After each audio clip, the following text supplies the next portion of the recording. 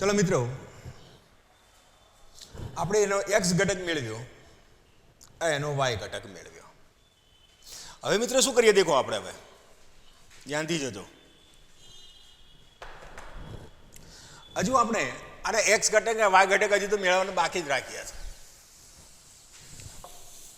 અને આગળ વધીએ છે. તો અહીંયા એનો x ઘટક, એ રીતે y વેગ માટે તો t બરાબર t સમયે પ્રક્ષિપ પદાર્થનો વેગ, પ્રક્ષિપ પદાર્થનો આવેગના ઘટક,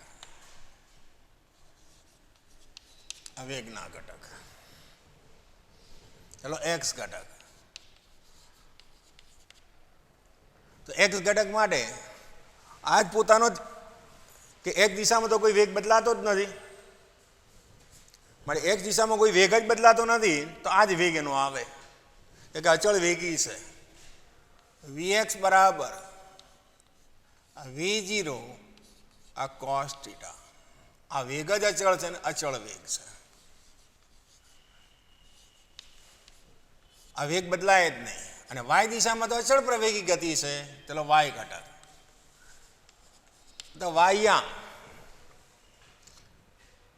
વાયામ માટે v બરાબર v0 પ્લસ at. દેખો આ સમીકરણમાં કે y દિશામાં અચળ પ્રવેગી છે એટલે પ્રવેગી સમીકરણ વાપરી vy બરાબર v0, આ દિશાનો વેગ આ રહ્યો પ્રારંભિક વેગ, બરાબર v0 y sin theta, v0 y sin theta અને માઇનસ એ બરાબર દેખો ay બરાબર આ રહ્યો બરાબર માઇનસ જી ઇન્ટુ ટી, વાય દિશાનો આવ્યો. અને આ વેગની દિશા tan થીટા બરાબર vy ભાગ્યા vx. અને પ્રક્ષિપ ગતિની દિશા, ચલો પ્રક્ષિપ ગતિ માટે ચલો tan થીટા બરાબર vy અપોન vx. vy બરાબર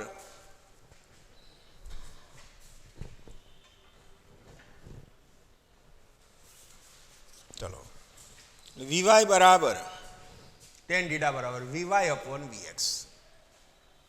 હવે મિત્રો અહીંયા જુઓ, અહીંયા વેગ આ મહત્તમ ઊંચાઈ આગળ, પછી તો ઉપર જવાનો છે જ નહીં, તો મહત્તમ ઊંચાઈ આગળ આ ઘટકો લખ્યા પછી પ્રક્ષિપ પદાર્થ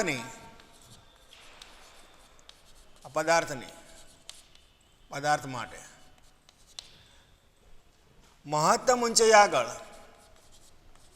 ચલો મહત્તમ ઊંચાઈ આગળ આ જગ્યાએ, પછી ઉપર દિશા છે જ નહીં અને વેગ છે જ નહીં, અહીંયા આગળ vy બરાબર 0 અને અહીંયા મૂકશો એટલે tan થીટા બરાબર દેખો 0.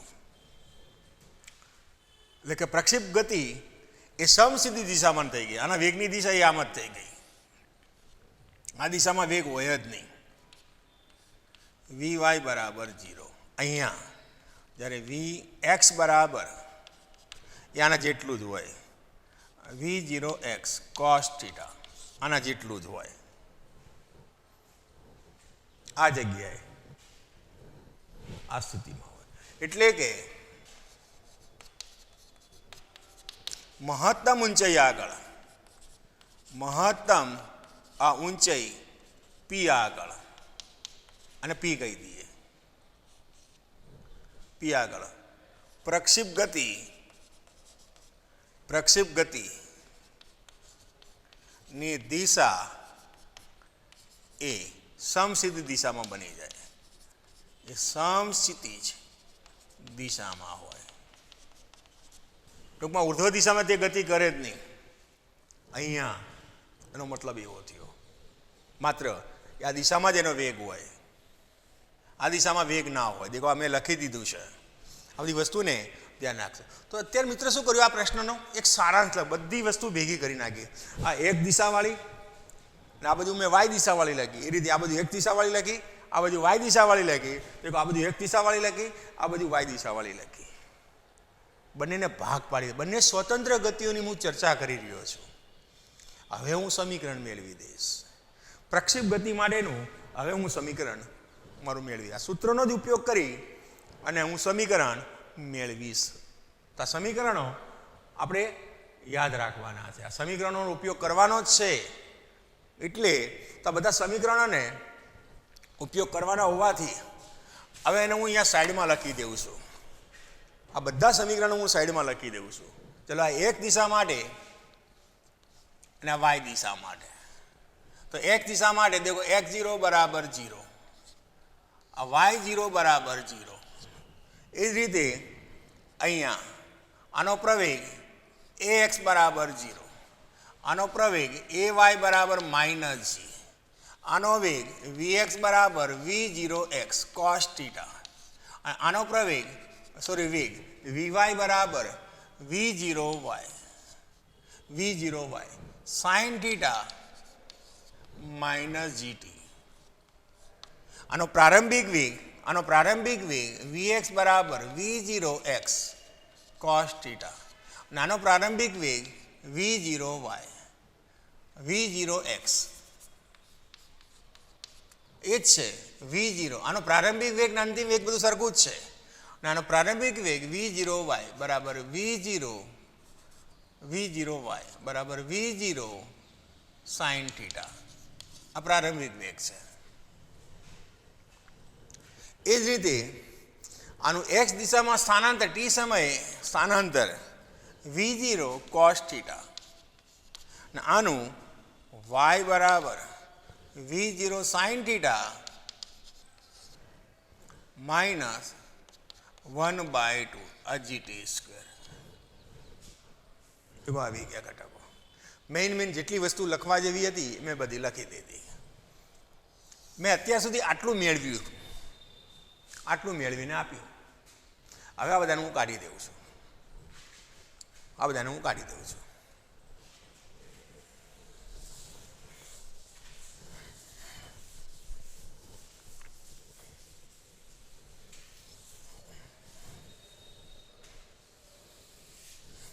હવે મિત્રો દેખો,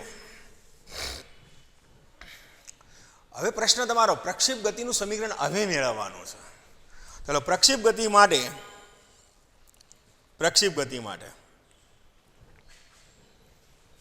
હવે ચલો પ્રક્ષેપ ગતિ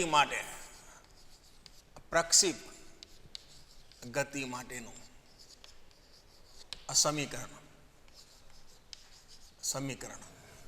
ચલો અચળ પ્રવેગી ગતિનું સમીકરણ લખો તો y બરાબર આ v0 આ sin θ × t -1/2 આ gt². આ સૂત્ર લખ્યું, સૂત્ર.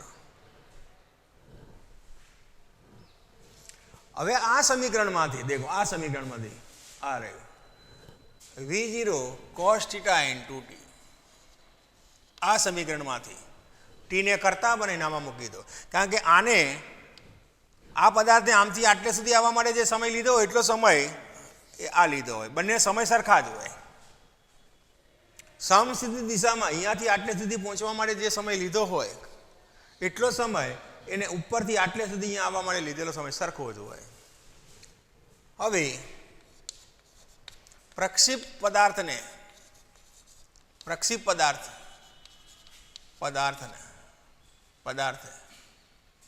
વડે આ સમસ્થિતિ દિશામાં કાપેલું અંતર, આ સમસ્થિતિ દિશામાં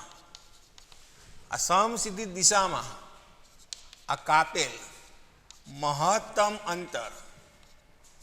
અંતર માટે લીધેલો સમય અને ઉર્ધ્વ દિશામાં ગતિ માટેનો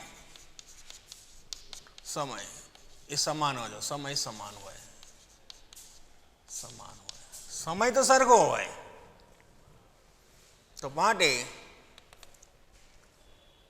x બરાબર ચલો v0 cos theta into T, માટે ટી બરાબર આ x અપોન v0 આ cos થીટાને સમીકરણ 1 માં મૂકતા, આને હવે નંબર 1 આપી દો ને સમીકરણ 1 માં મૂકતા, આને આમાં મૂકી દેતા, માટે y બરાબર v0 આ સાઇન થીટા અને ટી બરાબર આ x upon v0 cos theta minus 1/2 આ g ઇન્ટુ આ ટીની જગ્યાએ અહીંયા મૂકીશું તો x સ્ક્વેર ડિવાઇડેડ બાય આ v0 સ્ક્વેર આ cos સ્ક્વેર થીટા, માટે આ y બરાબર આ v0 ગયા, માટે x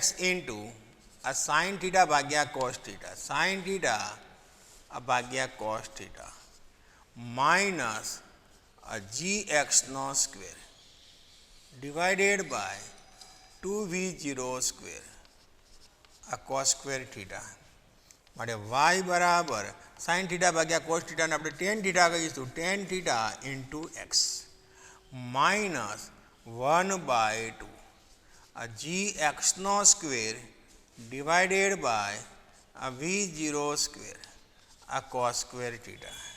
ને આ જે સમીકરણ છે આ સમીકરણને પ્રક્ષેપ ગતિ માટેનું આ પરવલયનું સમીકરણ કહેવામાં આવે. સમીકરણ 2, આ સમીકરણ 2 એ પ્રક્ષેપ ગતિ માટેનું આ પ્રક્ષેપ ગતિ માટેનું આ સમીકરણ છે. અને આ સમીકરણ એ y બરાબર આ ax માઇનસ bx સ્ક્વેર જેવું છે. આવું છે, દેખો આ a બરાબર આ રહ્યો, આ b બરાબર આ રહ્યો, એના જેવું છે. ને આ સમીકરણ એ પરવલયનું સમીકરણ છે જેવું છે. એટલે કે આ પરવલય આકારનું પર્વત જેવું પરવલય આકારનું આકાર માટેનું સમીકરણ છે. માટે પ્રક્ષેપ ગતિ એ પરવલય ગતિ છે. देखो परवलय जेवी गति है, तो प्रक्षेप गति ये परवलय गति है. तो मित्र यहाँ देखो पहलू समीकरण आपणे मेळवी दीधुं. तो आखी थियरी मेळववा माटे मैं सारांश शुं कीधो, ध्यानथी सांभळजो, दरेक विद्यार्थी शांति सांभळो हूँ शुं कहेवा मागुं छुं. पहला तो प्रक्षेप गति एटले शुं?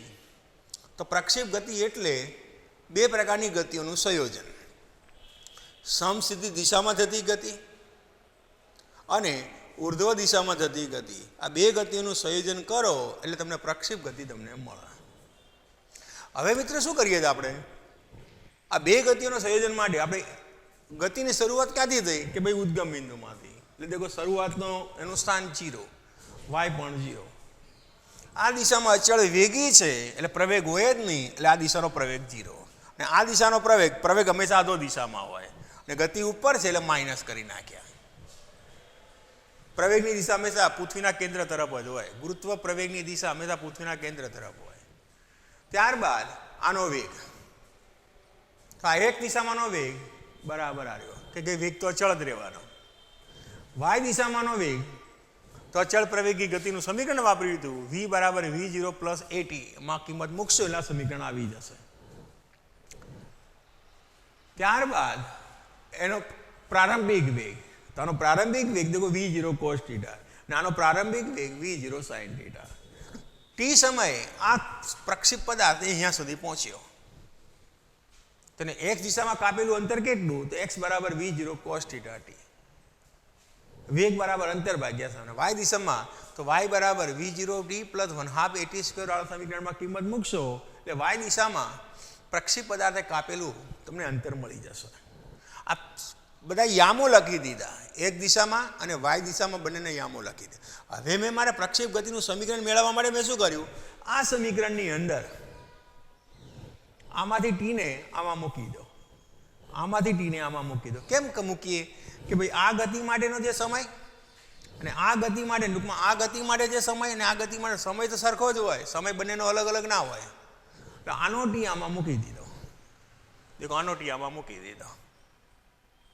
તે સાદુરૂપ આપ્યું તો જે તમને સમીકરણ મળે એ સમીકરણને પ્રક્ષેપ ગતિ કીધી, એ પ્રક્ષેપ ગતિનું સમીકરણ કીધું. આ રીતે પ્રક્ષેપ ગતિનું તમને સમીકરણ. હવે આમાં નવા પ્રશ્નો શરૂ થયા. હવે પહેલો પ્રશ્ન તમારે આ રીતે મેળવવાનો છે, આ મહત્તમ ઊંચાઈ માટેનો સમય,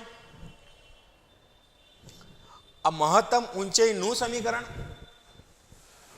આ મહત્તમ એક્સ દિશામાં કાપેલા અંતર માટેનું સમીકરણ. આ સમીકરણો આપણે મેળવવાના છે. આનો જ ઉપયોગ કરીને આપણે મેળવતા જઈશું. તો મિત્રો નવો પ્રશ્ન હવે આપણો શરૂ થયો. હું આને પણ હવે કાઢવાનો પ્રયત્ન કરું છું. તો નવો પ્રશ્ન તમને આ રીતે પરીક્ષામાં પૂછે. તો પહેલો પ્રશ્ન પૂરો થઈ ગયો. મોટો પ્રશ્ન છે એ પરીક્ષામાં પૂછી શકે તેમાંનો આ પ્રશ્ન હતો. હવે આની જ વાત કરું, આનું હું અત્યારે હવે કાઢી દઉં છું. આ જ વસ્તુને હું કાઢી અને હું આ રીતે મૂકું છું. પ્રશ્ન તમારો આ રીતે છે, પ્રક્ષેપ ગતિ માટે મહત્તમ ઊંચાઈ માટેનું. તો આ રીતે પ્રશ્ન તમારો શરૂ થાય. આ પ્રક્ષેપ ગતિ માટે, આ ગતિ માટે, પ્રક્ષેપ ગતિ માટે આ મહત્તમ ઊંચાઈ, મહત્તમ આ ઊંચાઈ, મહત્તમ આ ઊંચાઈ આ સુધી, આટલે સુધી પહોંચવા માટે લાગતો સમય, માટે આ લાગતો સમય તથા ઉડ્ડયન સમય, આ ઉડ્ડયન સમય, ઉડ્ડયન સમય એટલે આખો સમય આટલેથી આટલે સુધીનો, એને ઉડ્ડયન સમય કહેવાય. ઉડ્ડયન ઉડ્ડયન સમય ના સૂત્ર મેળવો.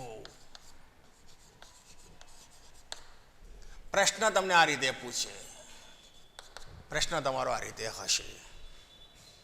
હું આને હવે કાઢી દઉં છું. આ વસ્તુને અહીંયાથી કાઢી દઉં છું અને હું એને અહીંયા દોરું છું.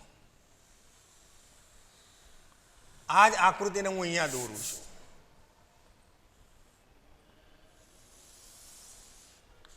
આને વાય છે, આ એક્સ છે, આ જે છે એ આમ છે. આ ખૂણો થીટા, આ તમારો V0 cos થીટા, આ V0 આ sin થીટા. મારે આ જે છે આટલો સમય મારે મેળવવાનો છે. આ મહત્તમ ઊંચાઈ સુધી પહોંચવા માટે, આટલે સુધી પહોંચવા માટે TM આ શોધવાનું છે. તો મહત્તમ ઊંચાઈ સુધી પહોંચવા માટે લાગતો સમય અહીંયા સુધીનો. ચલો હમણાં જ મેં અહીંયા વાત કરી હતી. આ જગ્યા દેખો Vy બરાબર 0 હોય, દેખો Vy બરાબર 0 અને આ દિશાનો વેગ આટલો હોય. અહીંયા પ્રક્ષેપ પદાર્થને, પ્રક્ષેપ આ પદાર્થને મહત્તમ આ ઊંચાઈ સુધી પહોંચવા માટે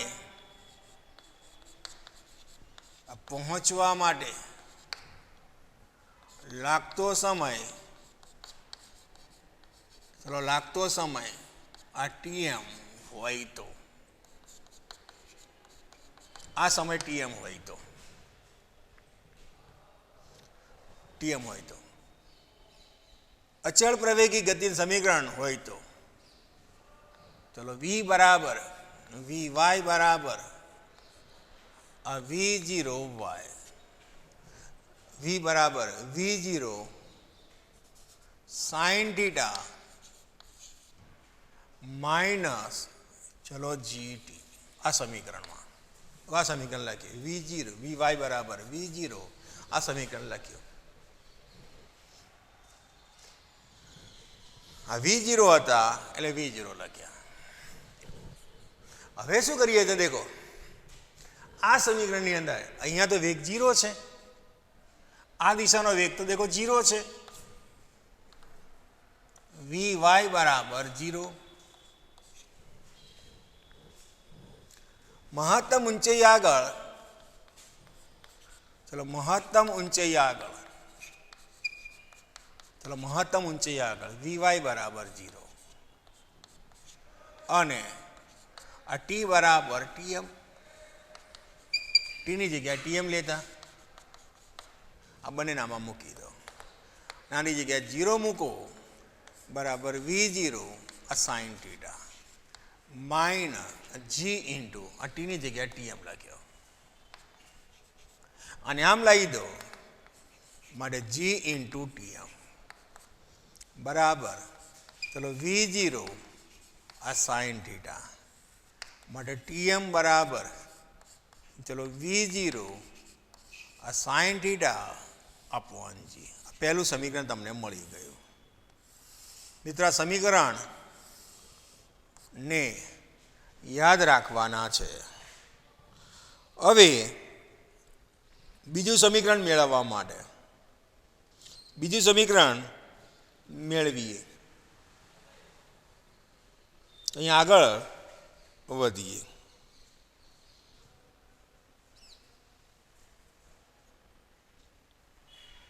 મિત્રો અહીંયા જુઓ, હવે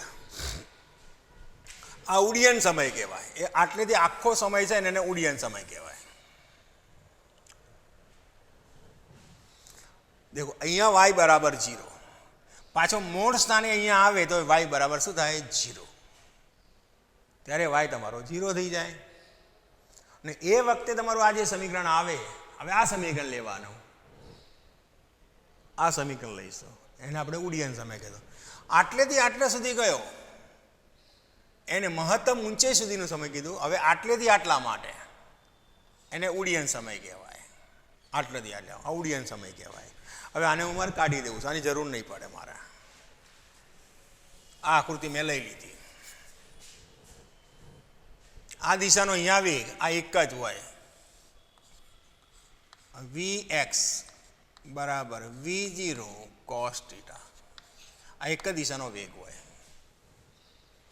અહીંયા મૂળ સ્થિતિમાં ભાઈ આટલેથી આટલા સમયને ઉડ્ડયન સમય કહેવાય. બીજો દાખલો, ચલો ઉડ્ડયન સમય, ઉડ્ડયન સમય ચલો ટીએફ માટે, ટીએફ માટે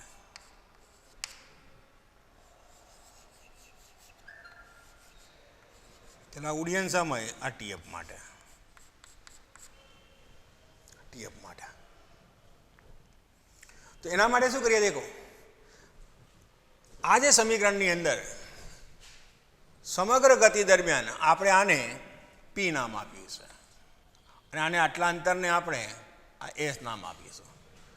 તો પ્રક્ષેપ ગતિ દરમિયાન, પ્રક્ષેપ ગતિ દરમિયાન પદાર્થ પાછો સમસ્થિતિ દિશા પર આવે, સમસ્થિતિજ આ સમસ્થિતિજ આ સપાટી પર આવે, સપાટી પર આવે આવે તે દરમિયાન તેને લીધેલો સમય, તેને આ લીધેલો સમય ને પ્રક્ષેપને ઉડ્ડયન સમય કહેવામાં આવે. ઉડ્ડયન સમય કહે છે, તેને ઉડ્ડયન સમય કહે છે. માટે પાછો આવે ત્યારે મારે વાય બરાબર V0 sine theta into t minus 1/2 G into t સ્ક્વેરમાં વાય બરાબર 0 મૂકતા અને ટી બરાબર આ TF લેતા, ટી બરાબર TF લેતા, તો વાયની જગ્યાએ 0 મૂકો બરાબર V0 સાઇન થીટાની જગ્યાએ લખાય. દેખો V0 આ sine theta into TF minus 1/2 G into આ TF નો સ્ક્વેર. આને આપણે આ બાજુ લઈ જઈએ માટે 1/2 G ઇન્ટુ આ TF નો સ્ક્વેર બરાબર V0 આ સાઇન થીટા ઇન્ટુ TF. એક TF ગયો માટે TF બરાબર 2V0 આ sine theta divided by G. આ બીજું સમીકરણ તમને મળી ગયું. આ જે દાખલો છે, આ પોઈન્ટ છે, એકદમ 1 સેકન્ડમાં તમારો જવાબ આવી જાય. આ ગણવાની લોજિક રીતે આ રીતે આવે. કોઈ પણ પ્રક્ષિપ્ત ગતિ માટે, અચળ પ્રવેગી ગતિ માટે એને અહીંયાથી આટલે સુધી જે જવા માટે સમય લીધો હોય ને એટલો સમય એને અહીંયાથી આટલે સુધી આવવા માટે લીધેલો હોય. આ સમય અને આ સમય સરખો જ હોય તો પછી કુલ ઉડ્ડયન સમય કેટલો થયો? આ સમય અને આ સમયનો સરવાળો થયો. આ સમય અને આ સમયનો સરવાળો કરો એટલે અહીંયા 2 થઈ જશે, તો અહીંયા 2 થઈ જશે, એટલે અહીંયા 2 થઈ જશે. દેખો TF બરાબર આ TM વત્તા TM એટલે 2 વખત થયા. આ TM અને આ TM બરાબર 2 અને TM બરાબર આ રહ્યા V0 sine theta upon G. દેખો જવાબ આવી ગયો. ગણવાની પણ જરૂર નથી, લોજિક. આપણે અચળ પ્રવેગી ગતિમાં ભણીને આવ્યા હતા, ઊંચે જવા માટે જે સમય લાગે એટલે જ ઉપરથી નીચે આવવા માટે સમય સરખો જ લાગે. એના જેવી વાત છે. આ તમારો ઉડ્ડયન સમય મળી ગયો. હવે આ મહત્તમ ઊંચાઈ આની વાત છે. આ તમારું H. આ મહત્તમ ઊંચાઈ માટેનું સમીકરણ, આ સમીકરણ મેળવવાનું છે. તો મહત્તમ ઊંચાઈ માટે આપણે સમીકરણ મેળવવા માગીએ છીએ. તો હવે આપણે એની વાત કરીએ. તો મહત્તમ ઊંચાઈ માટેનું સમીકરણ, ચલો અહીંયા જુઓ. ત્રીજી થિયરી શરૂ થઈ. અહીંયા હવે આને હું કાઢી દઉં, આની હવે જરૂર પડશે નહીં. મહત્વ ચલો પ્રક્ષિપ પદાર્થની આ પ્રક્ષિપ આ પદાર્થની મહત્તમ ઊંચાઈ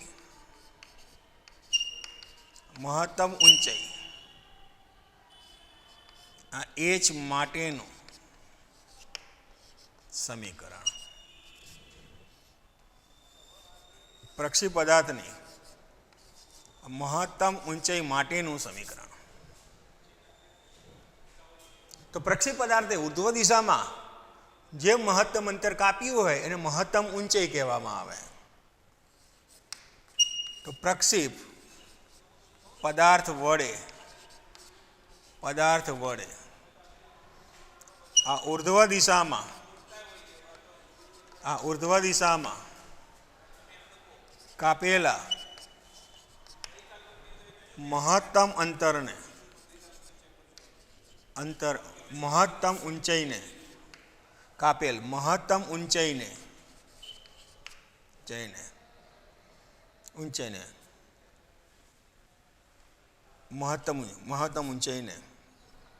પ્રક્ષિપ પદાર્થની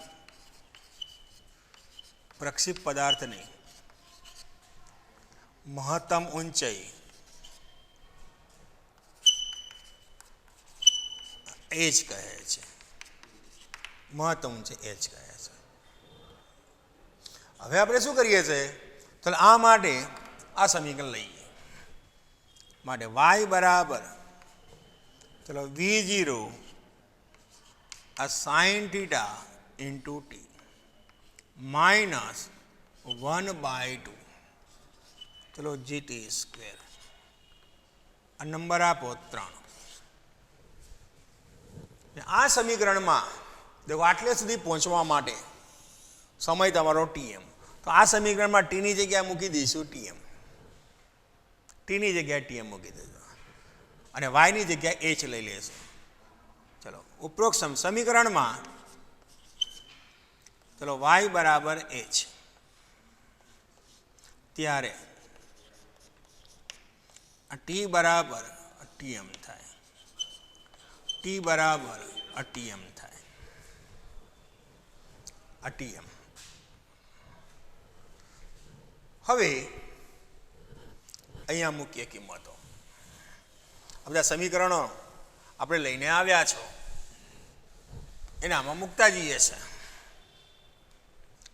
તો માટે y બરાબર 0, સોરી y બરાબર h, V0 સાઇન થીટા ટીની જગ્યાએ TM minus 1/2 g into TM square. કિંમત મૂકી, ચલો ટીએમની કિંમત આ મૂકી દો આમાં. પણ આ ટીએમ બરાબર V0 સાઇન થીટા ઇન્ટુ જી છે, અને આમાં મૂકી દો. માટે એચ બરાબર V0 આ સાઇન થીટા ને ટીએમની જગ્યા લખાય V0 આ સાઇન થીટા ઇન્ટુ જી માઇનસ 1/2 ઇન્ટુ જી. અને ટીએમની જગ્યાએ આ લખી, દેખો ટીની જગ્યા લખીએ વર્ગ છે એટલે V0 સ્ક્વેર, દેખો V0 square sine square theta આ sine square theta divided by આ જીનો સ્ક્વેર. આ ટીએમની કિંમત અહીંયા મૂકી એટલે વર્ગ થઈ ગયો. સાદુરૂપ આપો તો એચ બરાબર આ V0 ના V0 એટલે V0 નો સ્ક્વેર થઈ ગયો into sine square theta upon G minus, દેખો એક એક જી ગયા માટે V0 સ્ક્વેર આ sine square theta divided by 2g. આમાંથી આ બાદ કરીશું, લસા લઈશું, બાદ કરીશું.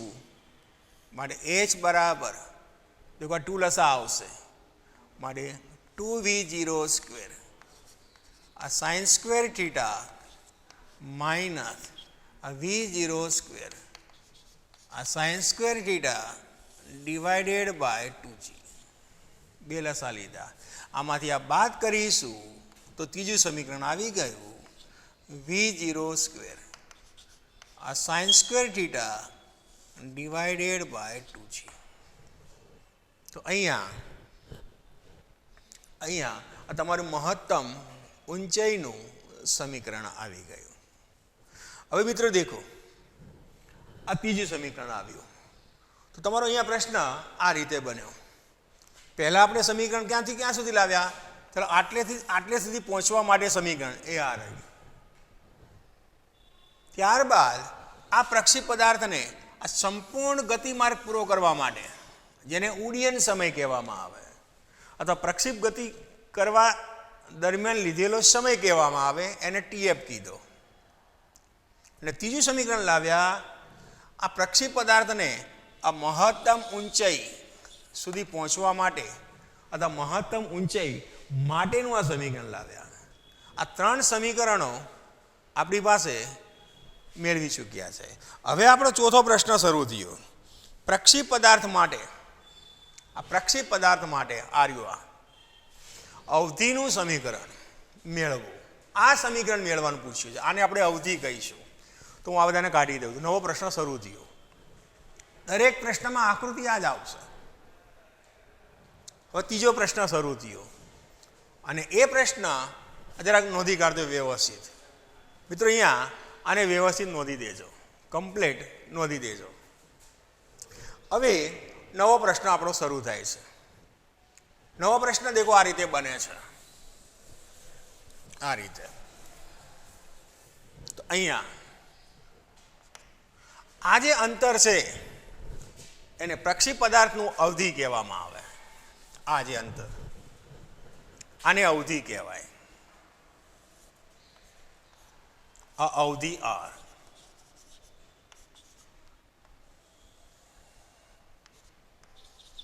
આટલેથી આટલું સમસીધી દિશામાં પ્રક્ષેપ પદાર્થે કાપેલા મહત્તમ અંતરને એની અવધિ કહેવામાં આવે. કોઈ પણ પદાર્થને ફેંકો, તે પદાર્થ જ્યાં જઈને પડે તો અહીંયાથી જ્યાં પડે તે અંતરને અવધિ કહેવામાં આવે. ફૂટબોલનો ખેલાડી ફૂટબોલને કિક મારે તો જ્યાં કિક મારી હોય ત્યાંથી જ્યાં દડો પડ્યો હોય તો એ અંતર જે હોય એ અંતરને અવધિ કહેવામાં આવે. તો અવધિ. તો પ્રશ્ન તમારો આ રીતે પૂછાય, પ્રક્ષેપ પદાર્થની